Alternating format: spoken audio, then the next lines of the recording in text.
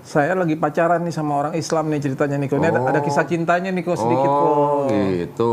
Tapi dulu waktu pacaran sama orang Islam itu sengaja nyari yang Muslim apa enggak? Oh enggak lah kok. Enggak sengaja? Enggak sengaja. Jadi memang saya nggak mau cari yang Muslim sebenarnya. Dan saya nggak suka sama salah satu, ada istilahnya itu, apa ya, kalau misalnya di...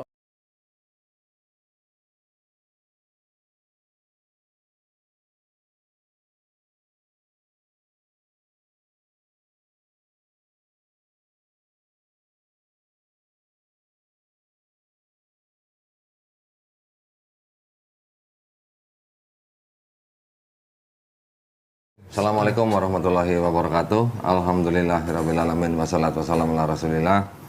Senang sekali kita berjumpa kembali di channel Donditan.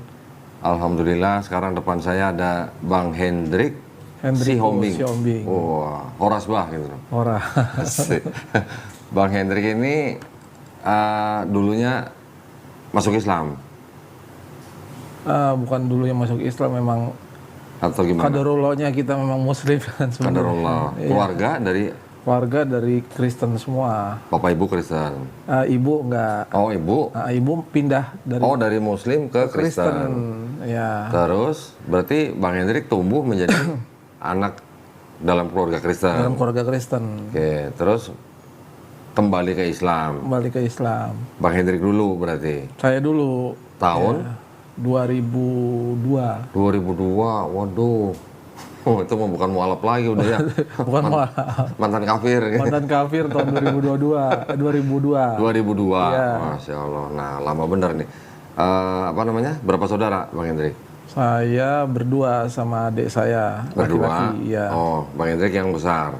Yang paling besar. Tapi sekarang orang tua saya, bapak saya sudah nikah lagi dan punya adik 3 perempuan. Oke. Ibu sekarang di mana? Ibu masih ada? Ibu sudah meninggal. Oh, ibu udah meninggal. Ibu sambung ada. Ibu sambung. Ya, makanya saya punya adik 3 sekarang, perempuan semua. Bapak tinggal di? Bapak tinggal di Lubang Buaya. Oh, di Jakarta? Jakarta. Oh, oke, ya. Nah, ini kita mau denger nih ya, kisah dari Bang Hendrik nih. Gimana ceritanya dulu kok balik ke Islam nih? Jalannya gitu? Jalannya ya kok ya. Jadi ini saya ceritain secara detail banget, sampai sedetail-detailnya. Waduh, jangan detail banget nanti. Iya. Gimana Bang? Jadi dulunya itu saya itu di Kristen itu ngerasa memang kayaknya di Kristen ini tidak ada, apa namanya ya, rasa tanggung jawab ya kok ya. Tanggung jawab? Tanggung jawab gimana maksudnya? Jadi mungkin kalau sekarang saya bicara tanggung jawab saya kan setiap hari kok. 5 waktu itu kan tanggung jawab saya. Tanggung jawab ibadah. Okay. Jadi kalau waktu di Kristen itu kan seminggu cuma 1 kali, itu juga jarang-jarang saya kok. Oh. Jadi kalau sebulan 4 kali, bolosnya berapa kali? Bolosnya 1000 kali kayaknya. Oh ya, gerejanya apa dulu Bang Hendrik? Dulu saya dari mulai GPIB sampai ke GBI. Oh, GBI apa? Battle. Iya, yang di Betani apa Tiberias? Tiberias saya. Yang di mana? Saya dulu yang di Kelapa Gading. Kelapa Gading. Nah, juga di Senayan juga. Yang gede banget itu ya? Iya, di Dom. Berarti Pak Pariaji? Pariaji sama Pak Gilbert, Pendeta Gilbert. Pak Gilbert. Ya. Oh, anak buahnya Pak Gilbert nih mantannya. Terus? Iya, akhirnya. Tapi di situ juga selama di Kristen itu saya masih tetap ya begitulah kok. Kehidupan anak-anak muda dulu kan masih suka minum, masih suka mabok, masih suka yang enggak lah, pokoknya narkoba segala macem gitu-gitu kan. Nah, selama perjalanan saya di Kristen itu saya nggak punya pegangan, jadi kok saya punya agama tapi kayak nggak punya agama saya. Jarang ke gereja sih, makanya. Nggak juga. Oh, tapi tetap kan kayak sekolah minggu gitu-gitu kan. Saya tetap ini juga kan, ada kayak saya ngajar-ngajar sekolah minggu kan, untuk ngajar nyanyi maksudnya. Oh, ngajar nyanyi. Jadi karena kayak, pemain musik apa penyanyi? Dulunya saya penyanyi. Oh, gitu. Punya band? Ya dulu begitu kok. Band apa namanya? Band Tabok kok. Apa? Talbok? Nggak, jadi saya nyanyi-nyanyi di kafe-kafe gitu. Kafe-kafe. Iya. Jadi akhirnya saya suka ngajar-ngajar begitu kan. Nah terus, namanya kehidupan kafe kan kok tahu sendiri kok, minum, mabok itu tuh udah pasti harus, narkoba itu udah wajib itu ke hukumnya. Iya. Terus? Makanya saya bilang, tapi kayak saya enjoy aja kok, kayak nggak ada rasa berdosa atau rasa apa gitu kan, karena saya pikir waktu saya perjamuan kudus kok, itu kan ada istilah perjamuan kudus itu, katanya itu dari anggur kok. Jadi wah nih mantap gitu, jadi saya senang banget tuh kok kalau udah perjamuan kudus. Jadi kalau perjamuan kudus anggurnya minta nambah nggak tuh? Nambah kok, sampai ambil 3. Sini botolnya gitu ya? Iya, malah kadang-kadang 3 saya ambil. Waduh, terus? Jadi dari mulai Sesloki mah kurang. Gitu ya? kurang kayaknya kok. Jadi waktu saya perjamuan kudus itu juga, yang saya lihat ini nggak ada ininya kok, nggak ada apa namanya taste-nya gitu, apa soul-nya lah ya, soul-nya nggak dapet gitu nih. Saya bilang kok perjamuan Nggak dapet feel-nya gitu. feel-nya, jadi nggak ngerasa kayaknya.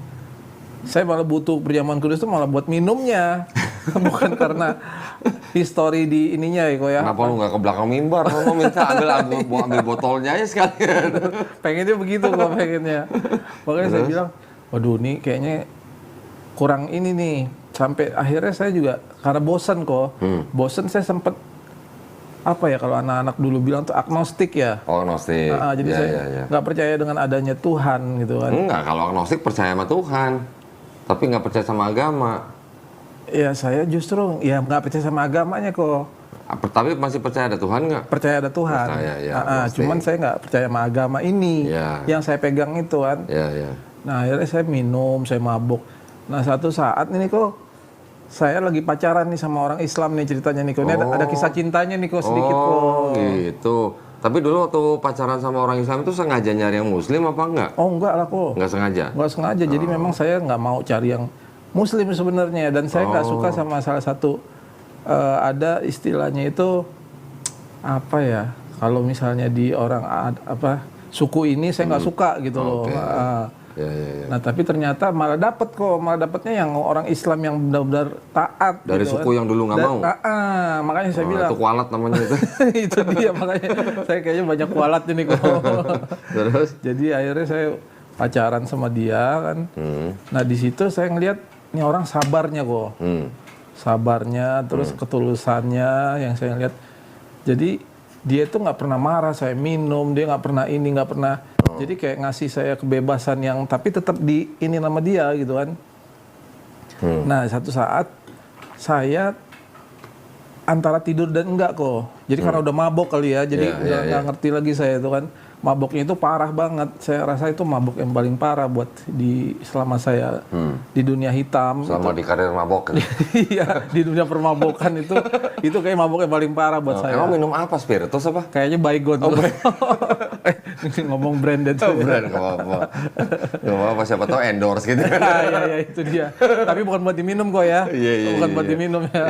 Terus? Iya, setelah saya minum itu, antara tidur dan enggak itu saya kayak ngelihat nih di depan saya ini ada yang ngetok-ngetok kok, nggak tahu mungkin halusinasi kali pikiran saya waktu itu kan. Ngetok-ngetok itu saya tinggal di kontrakan kecil dan benar-benar ini banget lah. Kontrakan itu saya karena nggak sama orang tua kan, saya coba sendiri gitu kan. Nah akhirnya saya pas ke sana itu saya lihat ini orang nih ngapain di depan rame-rame nih. Nah rame-rame ini orang-orang pakai sorban, pakai itu kok. Hah? Ngapain? Di depan rumah, depan halaman rumah saya itu. Nggak gerebek apa gimana? Makanya saya jadi takut nih jangan saya digerebek sama ini salah satu ormas Islam nih, saya pikirkan. Ini gara-gara mabok, gara-gara ini kali saya kan. Itu rame banget kok. Penuh orang di situ kan. Nah cuman yang satu ini karena nggak ini sama saya kalian, nggak apa namanya, nggak simpatik dia sama saya kan. Saya keluar, saya ngeliat dia ngomong, jangan di sini. Jalan, cari ini, cari orang ini katanya. Kamu ikutin jalan dia aja, katanya. Jangan begini kelakuan kamu katanya. Loh, ini orang siapa pikiran saya kan. Nah tapi abis itu saya langsung tutup pintunya tuh kok. Saya tutup, terus nggak lama nih orang ini ngomong begini sama saya. Keluar kamu, keluar. Tiba-tiba pas saya disuruh nyari orang itu, saya langsung mikir siapa nih orang ini, kok saya disuruh nyari dia gitu kan. Pas saya lagi ngomong-ngomong kayak gitu, saya kayak sadar gitu kok. Dan itu keringet tuh semua di badan saya ini keringetan semua kok. Nah ini saya sebutkan aja ya, namanya disuruh cari yang namanya Hamid. Terus? Nah terus saya bilang, Hamid ini siapa nih? Habib Hamid, dia bilang gitu kan. Habib. Habib. Terus? Nah setelah itu saya kebangun itu jadi kayak kebangun gitu kan. Padahal itu antara tidur dan enggak saya. Nah akhirnya saya nyari-nyari nih kok pas saya bangun ini saya bilang sama ini saya kan sama pacar saya ini kan, bu, kamu kesini deh.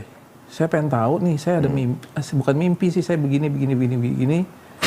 Saya ini begini nih, saya bilang saya disuruh dalam inian saya itu saya disuruh nyari orang yang namanya Habib. Habib itu apa sih? Dan dikasih tahu sama dia Habib itu begini. Akhirnya saya coba nyari tuh kok. Saya coba nyari, nyampelah saya ke Mangga Besar kok. Saya ke Mangga Besar, saya tanya-tanya kan. Tunggu sebentar. Penuh.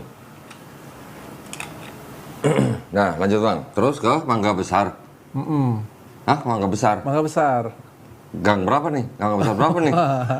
Jadi ke Mangga Besar itu saya nanya-nanya ke orang kok. Karena saya bingung nih kok Mangga Besar ngapain, apa urusannya nih sama orang ini, nanya namanya. Ternyata pas saya pikir-pikir lagi, saya tanya ke dia, kalau Habib bukan di sini, Tabib adanya katanya. Dia bilang gitu kan. Iya, makanya saya bilang, oh Tabib, oh bukan Tabib, Habib, saya bilang begitu kan.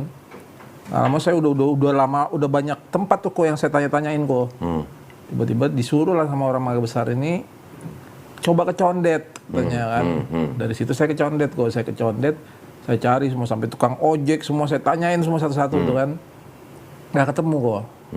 Saya pasrah, udah nggak mungkin nih, nggak ada artinya nih orang yang ngomong kan. Tiba-tiba nggak beberapa bulan kemudian, 2 atau 3 bulan kemudian kok ada orang yang ngontrak di tempat deket saya ini, namanya Hamid kok.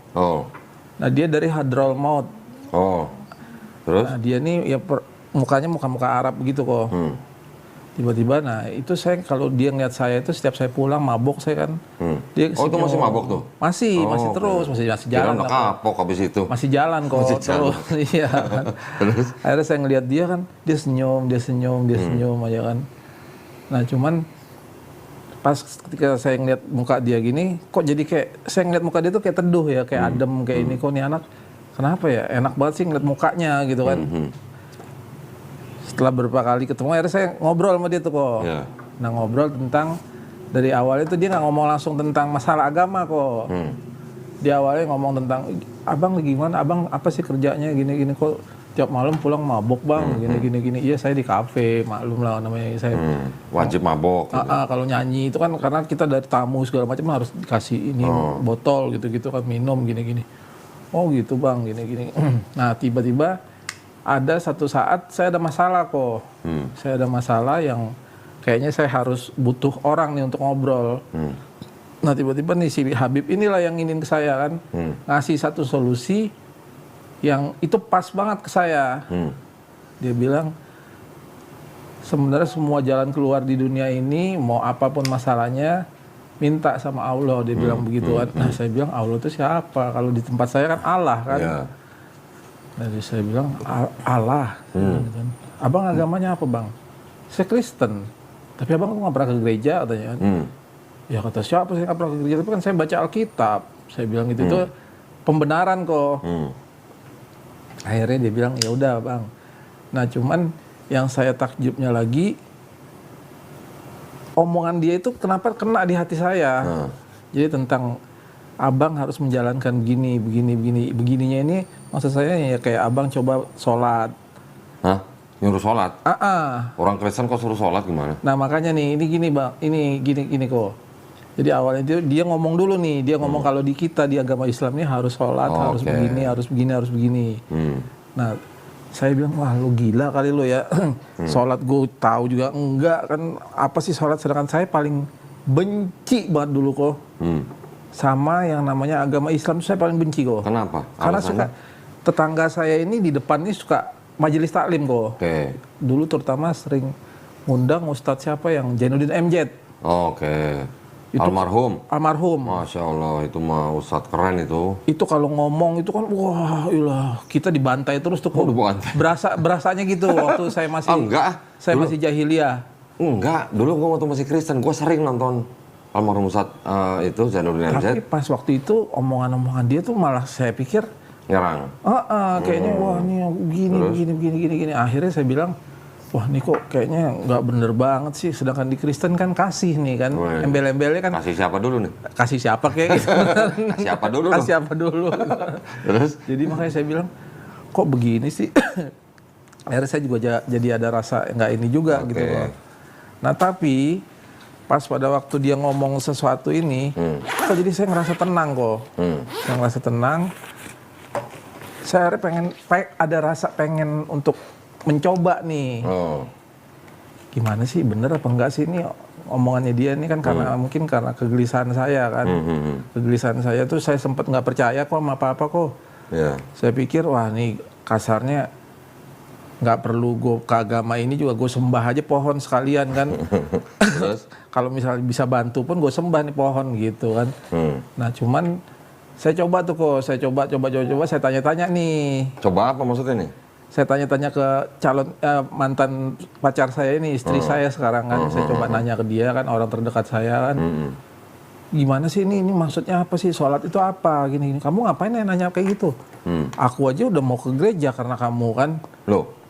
Justru nih istri saya ini sudah sempet saya ajak ke gereja, dia mau kok. Sebelum nikah tuh? Belum nikah.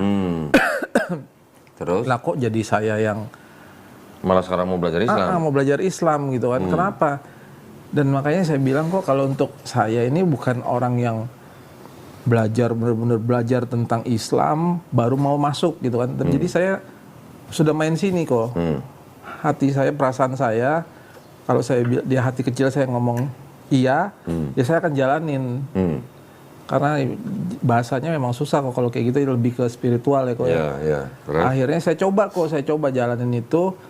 Nah itu juga saya nanya-nanya dulu tuh ke istri saya, ke teman-teman saya yang muslim, saya tanya ke dia kan.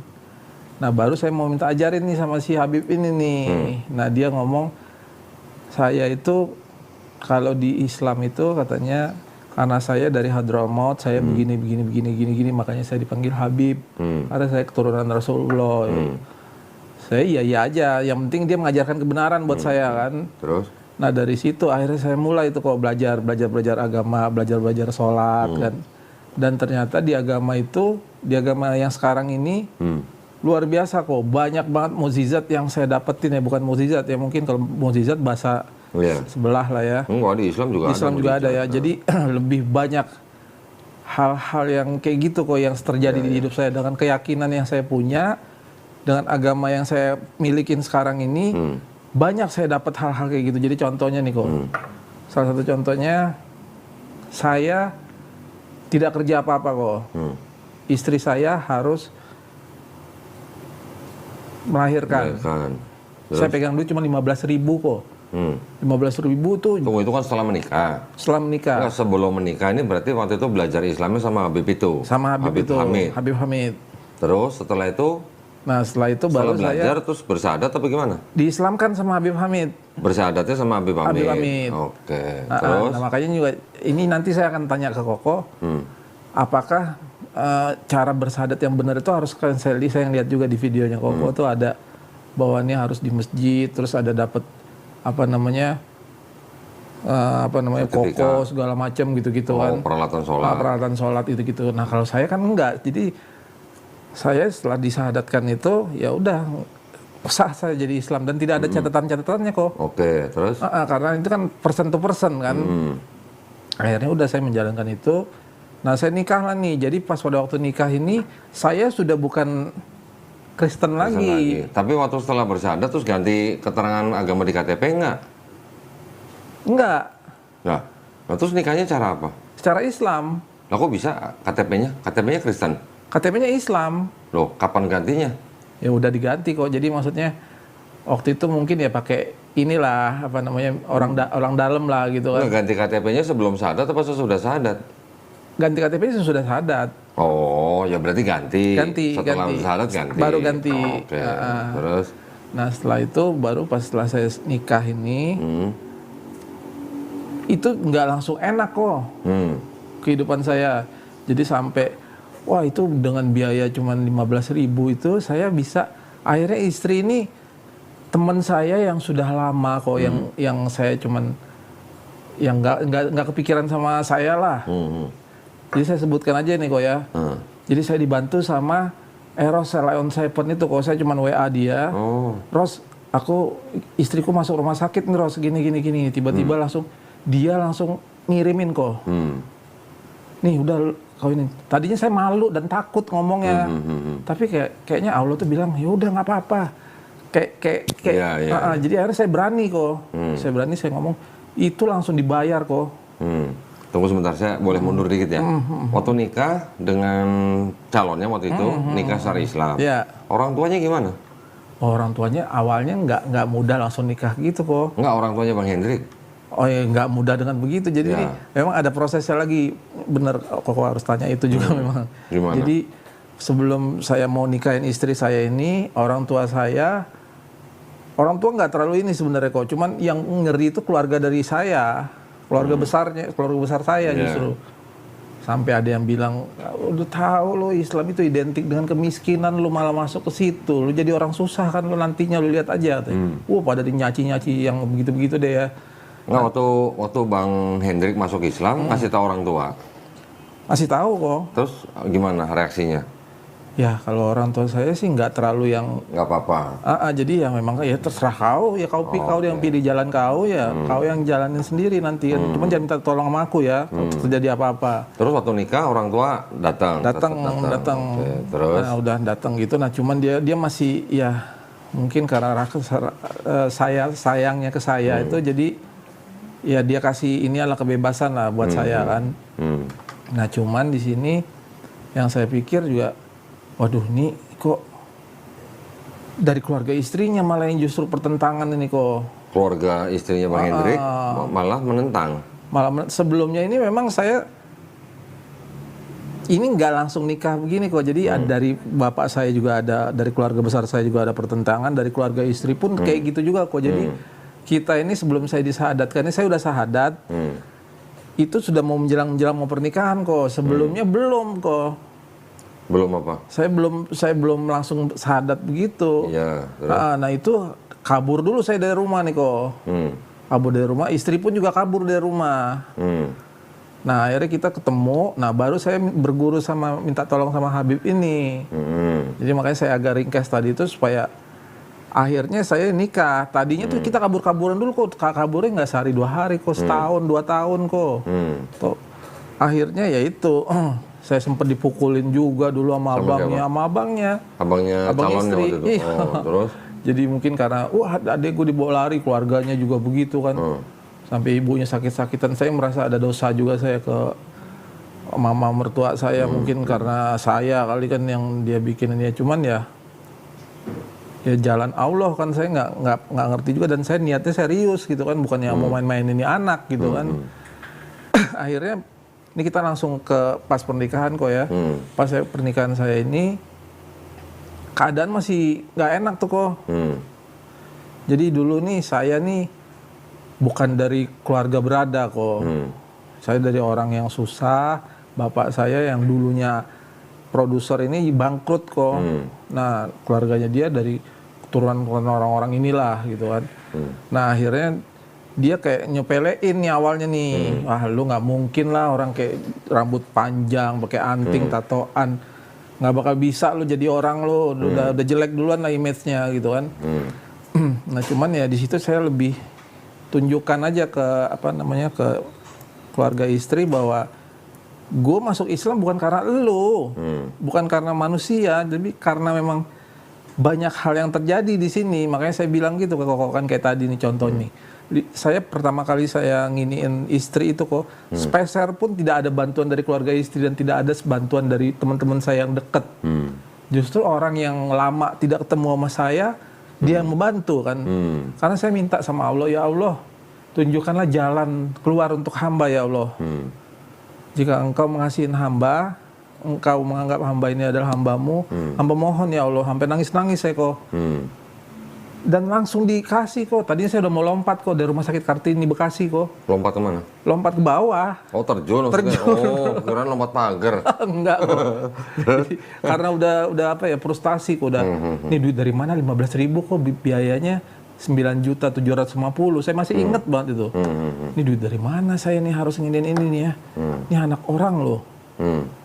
Sedangkan keluarga aja belum tahu nih kok. Belum tahu apa? Belum tahu dia sudah hamil. Keluarga siapa? Keluarga istri. Oh. Karena saya sudah diislamkan dan sudah dinikahkan, tapi keluarga nggak tahu. Oh, jadi waktu nikah keluarga istri waktu itu Belum tahu nikah pertama kalinya. Jadi ini kan terus? nikah yang kedua kalinya, yang rame-ramenya ini kan. Jadi saya awalnya dinikahkan itu sama Habib Hamid. Oke, terus nikah siri dulu. Nikah siri, Nah itu udah selesai gitu. Nah barulah nih, saya takutan nih kok. Dan itu dengan mudahnya Allah ngasih kok. Dibantu. Sampai datang tuh kok. Erosnya datang, dia bantu saya. Nah akhirnya kita udah selesai permasalahan itu.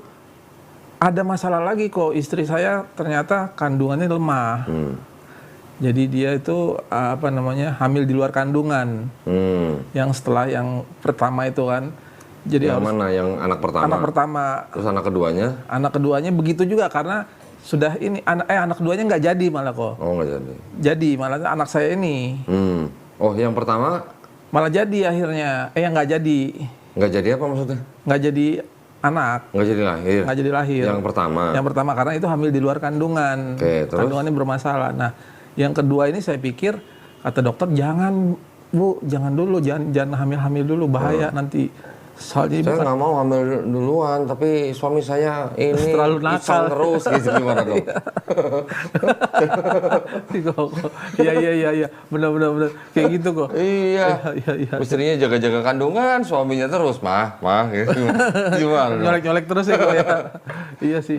Nggak jadi kok.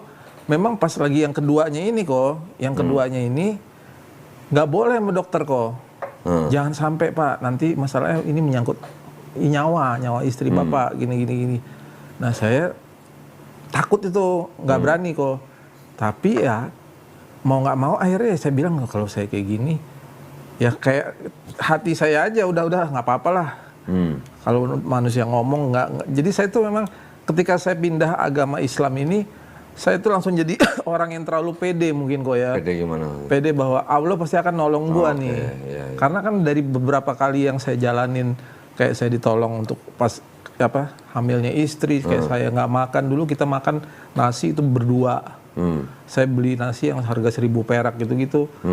Makan berdua. Makan berdua. Romantis banget dong berarti. Rokok makan gratis kok. Tapi memang karena banyak lah kok hal-hal yang benar-benar perantara Allah, pertolongan Allah itu nyata banget buat saya gitu kan. Nah tapi makanya saya pikir juga, wah nih kayaknya nggak apa-apa kali ya. Akhirnya jadi tuh kok. Jadi apa? Jadi anak. Yang mana yang kedua? Yang kedua. Nah, terus? Nah justru yang ditolong sama Eros tuh tadi yang keberapa? Yang pertama. Oh yang pertama? Yang pertama. Ya, katanya nggak lahir. Jadi lahir apa enggak? Nggak lahir, cuman kan harus dikuret kok. Kuret. Oh, oke. Karena harus pakai darah 2 kantong. Karena udah istri saya pas saya bawa ke sana itu kalau telat sedikit lewat. Sudah nggak ada kata dokter kan. Nah tapi itu kan dikeluarkannya itu ya darahnya, jadi ini udah darah semua nih kok perutnya, jadi harus dikeluarkan semua, dikuret lah, dibersihkan. Kan itu makan biaya kok. Nah saya cuma biaya 15.000, nggak bisa dicicil lagi kok. Pakai kendaraan sekarang kan bisa dicicil kok. Mau kredit mobil apa dicicil? Akhirnya udah. Ya mungkin nih ucapan ini pas saya cerita gini, saya juga terima kasih banget sama Eros Salon Seven yang sudah banyak bantu saya dan benar-benar luar biasa ya memang. Ya saya bukan siapa-siapa tapi dia mau bantu saya gitu kan, saya bersyukur banget. Nah itu juga untuk yang kedua nih kok, yang saya tidak pikirkan itu, ini kan kayak hal yang nggak mungkin kok. Hal yang nggak mungkin, anak ini dokter aja kaget. Kok bisa jadi ya? Terus? Nah makanya saya bilang kan, oh berarti ini sekarang ini orang bengkelnya nih kok, orang bengkelnya aja bingung kok bisa jadi. Nah berarti kalau bukan perantara Allah. Jadi anak maksudnya? Iya jadi anak kok. Terus? Nah akhirnya jadilah. Nah saya sholat Jumat nih kok. Saya sholat Jumat, saya minta sama Allah, ya Allah tunjukkanlah jalan, tunjukkanlah petunjuk buat hamba, siapa nama yang terbaik buat anak hamba ini. Pas di situ saya dengar tentang Abi Dzar Al-Ghifari. Nah itu kan sosok yang bijaksana ya. Nah, akhirnya saya nama anak saya sekarang itu kok. Abi Dzar. Muhammad Al-Ghifari, Abi Dzar yang nggak saya iniin. Terus? Nah jadi itu banyak lah hal-hal yang kayak gitu. Jadi makanya saya iniin. di Islam itu kalau buat saya pribadi itu banyak hal-hal bantuan dari Allah itu yang tidak dipikirkan manusia Tidak biasa, disangka. tidak disangka-sangka gitu loh. Makanya tergantung iman kita. Jadi kalau iman kita yang setengah-setengah menjalankan agama itu, wah janganlah, mendingan nggak punya agama ya daripada. Jadi karena kalau Islam itu nyata kok. Iya, iya. Dan ya otentik ya kalau bahasanya Otentik. Koko ya. Jadi semuanya by data juga kan ada Terus? di dalam ini ada, karena memang semua pertolongan kan ada ayatnya kita kok. Ya kan, la yukallifullahu nafsan itu kan juga itu kan Iya. pasti ada jalan keluarnya. Kayak alam nasrul laka sadrak wa adatnan ka wizrak gitu-gitu kan. Itu kan itu hal-hal yang kayak gitu Iya, kan saya lihat, oh ini nih berarti ini memang di agama Islam ini penuh dengan mau sakit, mau kita mau melangkah masuk kamar mandi, dan itu semua ada aturannya dan ada bacaannya. Iya. Itu yang makanya saya bilang ya mudah-mudahan bagi orang-orang yang pengen pindah ke sini ya itulah masukan-masukan saya ya di Islam nih paket full. Iya, iya, iya. Jadi Paket semua ada komplit. paket komplit. Oh. Jadi semua ada di sini, makanya kayak model Kodondi gini luar biasa. Kenapa saya tergerak banget pengen juga ikut bantu Kodondi untuk mensiarkan agama Islam ya. Jadi jangan ragu-ragu kalau buat yang saya juga ngeliat video-video Kodondi kan, waduh ini orang pendeta loh kok. Apaan? Orang kata Cina berbahaya, gua katanya. Berbahaya dalam konteks apa dulu kok? Konteksnya mereka kan. Ya nggak tahu, ada orang Cina misalnya mau syahadat, dia pikir kalau syahadat sama ustadz yang jenggotnya panjang-panjang takut katanya. Dia tunjukin ke mamanya, nih saya mau syahadatnya sama ini kok Cina juga nih katanya. Ya itu kan hanya jalan lah ya. Iya, iya, iya. Jalan yang dipakai gitu aja. Kita kan nggak pernah ada maksud mau ngapa-ngapain. Mereka yang mau berpikir sendiri itu kan hak mereka juga gitu. Bahasanya saya ke Koko apa? Buat Koko nih, julukan saya ke Koko nih. Jadi tipikal manusia itu yang saya lihat di Koko ini bukan manusia yang mencari kebenaran. Tapi manusia yang mencari pembenaran, tapi manusia yang mencari kebenaran. Kalau pembenaran mah semua orang merasa cari pembenaran terus kok. Ya, ya, Tapi kalau kita otentik kan, lu mau ngomong apa lo? Ini ada nih datanya nih. Kebenaran kan? Kalau pembenaran kan bisa dikarang kok. Ya, asumsi. Asumsi. HP-nya baru soalnya. Nah, itu dia. HP-nya baru belum disetting, gimana? Jadi, Iya. nah terus gimana sekarang keadaannya Bang Hendrik dengan istri kan alhamdulillah baik-baik. Alhamdulillah baik-baik aja. Nah, satu lagi ada masalah ini kok. Jadi memang kalau kata guru saya dulu, segala sesuatu yang kita undang di zaman dahulu pasti akan datang. Undang siapa nih maksudnya nih? Ya contoh kayak dulu saya suka minum, saya suka narkoba gitu-gitu. Sekarang datang sekarang kok. Siapa maksudnya, teman-temannya? Penyakit-penyakitnya kok. Oh gitu. Akibatnya. Jadi kayak Akibat dulu sering minum-minum, sekarang baru berasa gitu. Dan saya juga terakhir itu kok ini juga satu hal yang sangat-sangat ini terjadi di saya ini adalah tubuh saya ini sudah seperti mayat hidup kok. Hah? Kenapa? Jadi yang seperti saya bilang, saya ini pertama kali waktu itu sempat ngalamin hepatitis C. Nah itu karena grogotin hati saya tuh kok. Lever berarti? Lever, karena minum itu tadi kan kok. Nah itu alhamdulillahnya saya tetap dibantu lagi sama Allah kok. Padahal saya udah bandel, saya udah nggak bener. Masih gue tolong juga kata Allah kan. Lo kalau sampai kali ini lo nggak ngerti-ngerti juga, lo nggak mau ngikutin jalan gue, lo gue tendang aja langsung ke neraka yang paling bawah lo kali. Pikiran Allah. Jadi mungkin pikiran saya ya. Jadi makanya saya bilang, wah ini nggak bisa kayak gini nih. Pas saya diperiksa ke dokter nih kok, hepatitis C, akhirnya mendrogotin hati saya kok. Nah pas saya periksa lagi ke dokter hati, fungsi hati saya udah tinggal 25% kok. Waduh. 75%-nya sudah parut. Bahasanya tuh udah mengkerut. Baru 2 tahun yang lalu. 2 tahun yang lalu. Nah, jadi hepatitisnya udah sembuh kok.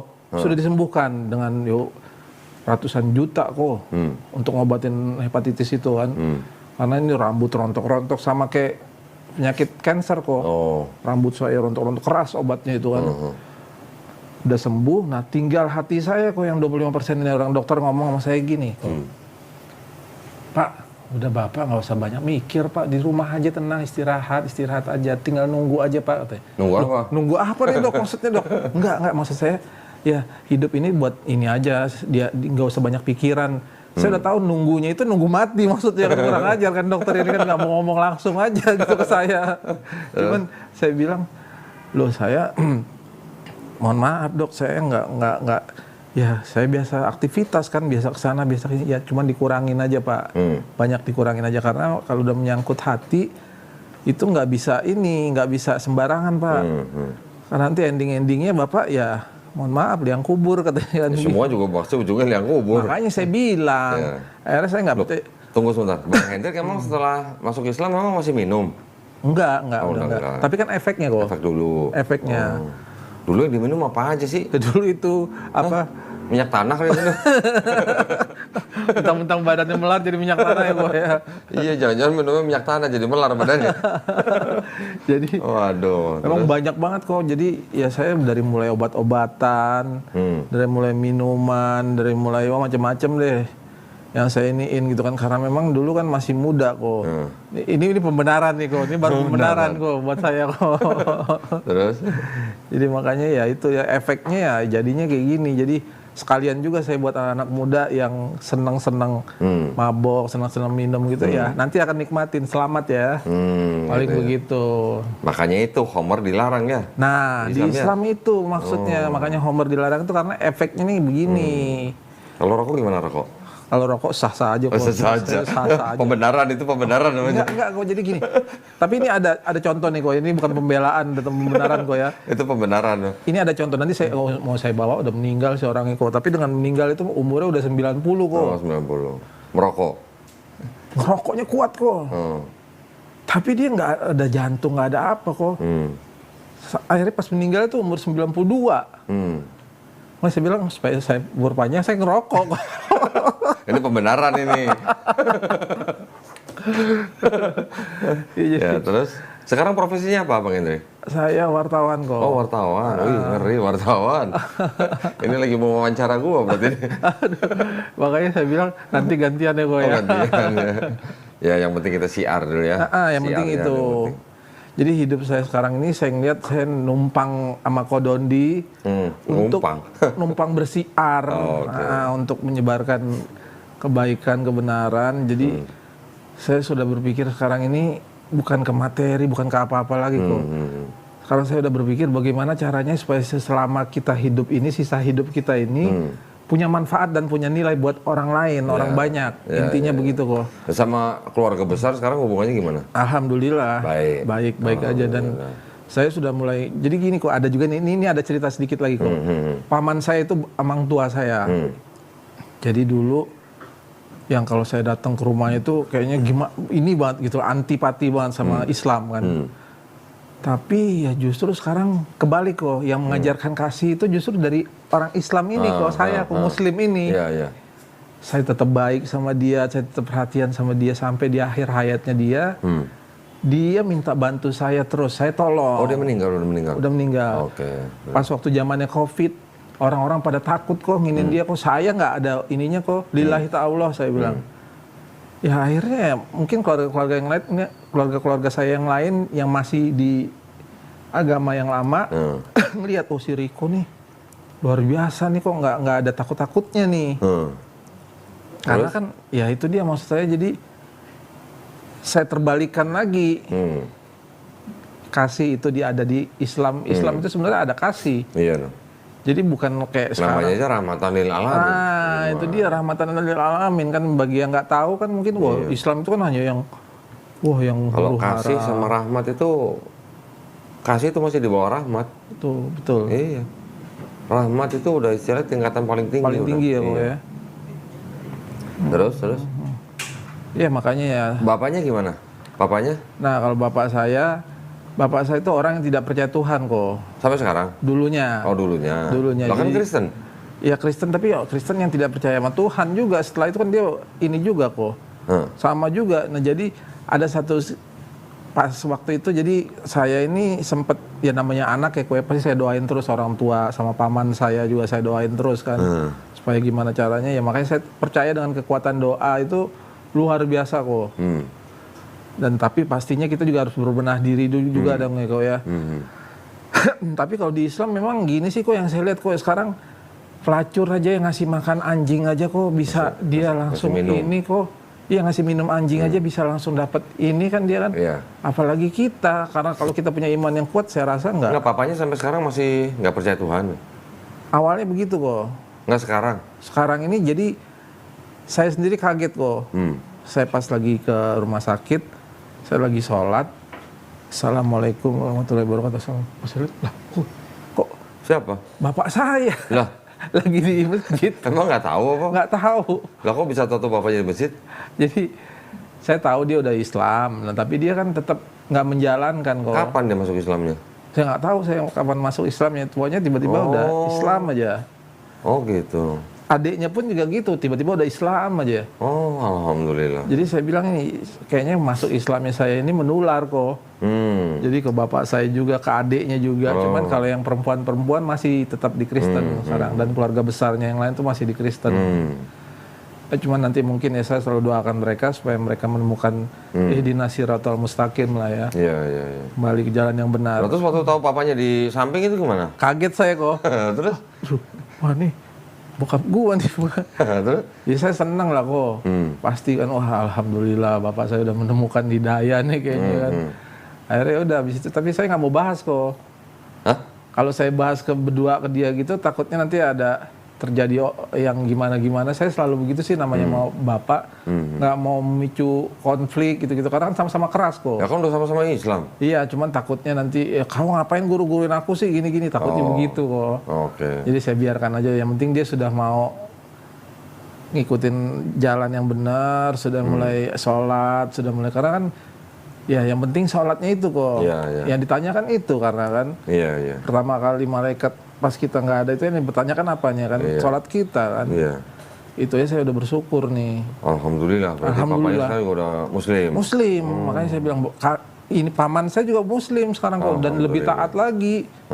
Makanya saya bingung kadang-kadang mereka wah yang dulunya luar biasa ya. Kalau bukan kekuatan Allah apa kok? Iya. Orang-orang yang keras-keras hatinya itu dilembutkan begitu. Iya.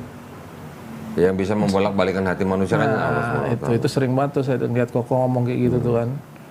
Nah kan kita kan hanya ditugaskan untuk menyampaikan. Betul. Masalah dia mau nerima, mau jemput hidayah kan itu bukan urusan kita. Bukan urusan kita, betul setuju itu.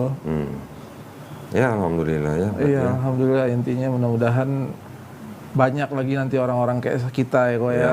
Kedepannya banyak orang kayak kita mungkin dengan siar-siar yang kayak gini-gini yang saya bisa sampaikan untuk teman-teman yang lain. Mudah-mudahan ini jadi punya manfaat dan ada nilainya. Iya. Boleh dong pesan-pesan buat yang teman-teman saudara-saudara kita yang Muslim, sama yang belum Muslim gitu. Ya mudah-mudahan sih gini aja sih kalau di Islam itu agama yang penuh dengan rahmat ya, terutama yang Koko bilang tadi kan, dan disinilah penuh dengan keajaiban yang saya rasakan pribadi. Iman saya lebih bertumbuh di sini dan lebih bisa menjaga hati di Islam ini.